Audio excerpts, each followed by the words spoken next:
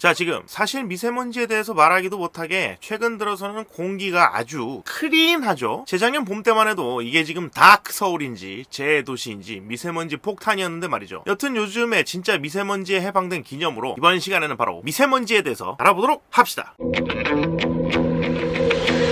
미세먼지는 말 그대로 미세한 먼지로, 사실 학술적으로는 먼지라는 말보다는 입자, 물체 이런 식으로 많이 부르죠. 정확한 정의는 대기 중에, 공기 중에 싸돌아다니는 미세 물질, 요게 미세먼지입니다만 유식한 척하는 중국몽 다 망했죠. 그것보다도 더 유용한 미제 4대주의에 입각하자면 Particulate Matter라고 합니다. 이 약자가 바로 PM으로 공기청정기 필터 좀 갈아봤다, 콘센트 좀 꼽아봤다 하시는 분들은 다 아는 미세먼지 입자 단위라는 것이죠. 미세먼지는 그 특유의 닉답게 닉값을 하기 때문에 보통 흡인, 그러니까 담배 연기 빨아먹는 것 마냥 하고 숨쉬면 폐로 슉슉 들어갈 수 있는 정도의 사이즈로, 초미세먼지는 드래곤볼 슈퍼의 초사이어인 마냥 초강한 힘을 가져서 폐를 막 뚫어버려 우주로 날아가는 입자.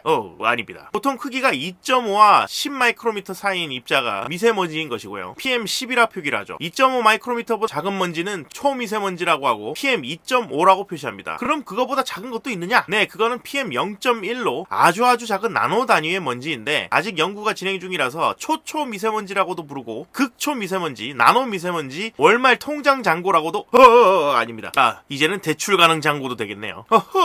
망했어. 머리카락의 굵기가 17에서 181 마이크로미터인 걸 생각해보면 미세먼지는 정말 닉값을 아주 잘하는 셈이죠. 그리고 이 미세먼지는 모래 폭풍이나 화산 폭발, 산불 같은 자연적인 이유로 발생하는 경우도 있지만 화석연료의 연소나 쓰레기 소각, 발전소, 냉각탑의 냉각 시스템 같은 여러 산업시설 때문에 생기는 경우도 많습니다. 물론 우리나라 말고 그 나라 말이죠. 그리고 이 미세먼지라는 말 자체는 그야말로 사이즈만 나타내는 말이기 때문에 여러 가지 물질이 짬뽕돼서 나타날 수도 있는데요. 대표적인 게 황산화물과 질소산화물입니다만 요까지 말해봐야 복잡하기만 하니까 난리고요. 하여간 공장 매연하고 자동차 매연, 소각 매연, 탄소 덩어리, 요런 조합이 시도 때도 없이 바뀌더라 라고 생각하시면 되겠습니다. 엄마가 끓인 라면이랑 아빠가 끓인 라면 둘 다 똑같은 라면이지만 오묘한 맛의 차이가 있는 것처럼 말이죠. 물론 우리는 이제 알고 있습니다. 미세먼지의 원흉이 바로 그 나라는 걸요. 야, 석탄 안 태우니까 날이 아주 그냥. 여하튼 그래서 이 미세먼지가 사람한테는 무슨 일을 일으키느냐? 일단 미세하지 않은 먼지, 노미세먼지의 경우에는 사람의 폐까지는 잘 가지 못하고 코나 목에 있는 점막하고 털에 걸려서 여과가 되어버리게 됩니다. 청소한다고 깝치다가 먼지통 비우다 실수했을 때 코를 후비적 한번 해보면 다 묻는 걸 보면 알 수 있죠. 그러나 PM10부터는 이런 필터를 우습게 통과해버리고 폐의 가장 깊은 곳까지 쑥쑥 들쑤시고 다니면서 호흡기를 자극해서 미세 기도관을 수축시키는 사태를 일으키는데, 이때 아주 심한 기침을 유발하게 돼요. 이게 천식이 생기는 원리랑 비슷해서 천식인 사람한테 이게 들어가 버리면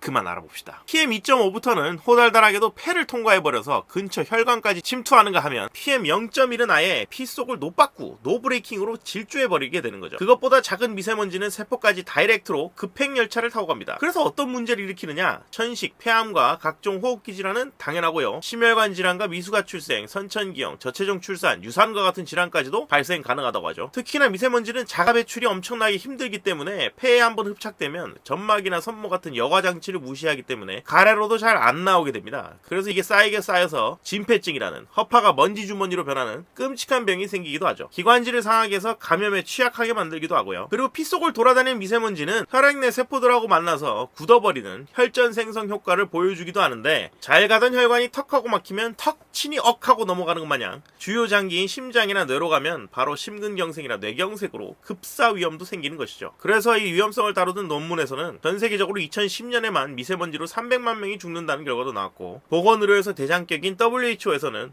중국 대장이기도 했었죠. 공기 중 미세먼지를 1급 발암물질로 규정했죠. 이런 위험한 미세먼지를 막으려면 지금 우리에게 친숙한 구사 마스크와 공기청정기 사용, 그리고 외출 자제 말고는 답이 없습니다만 숨겨진 방법이 또 하나 있는데요. 최근 또 중국이 호주한테 본때를 보여준다고 석탄 수입 금지했다가 아주 그냥 폭망했죠. 그래서 공장도 못 돌리고 화력발전도 못 돌린다는데 귀신같이 우리나라 미세먼지 농도가 싹 좋아졌죠. 이러나 저러나 그 나라만 싹 없어진다면 미세먼지가 해결된다는 거, 그건 정말 확실해 보입니다. 그동안 차량 미세먼지 저감이니 국내 미세먼지 발생 규제니 뭐니 고등어를 굽지 말자느니 전부 다 쓸데없는 행동이죠. 저기 그 나라에 석탄만 없으면 다 해결되던데? 자, 그래서 정리하자면 미세먼지는 어느 나라 때문이다? 하여간 몸에 안 좋은 건 다 거기서 오는 탓입니다. 근데 또 미세먼지 또 날라오겠네. 이번 시간은 여기까지입니다.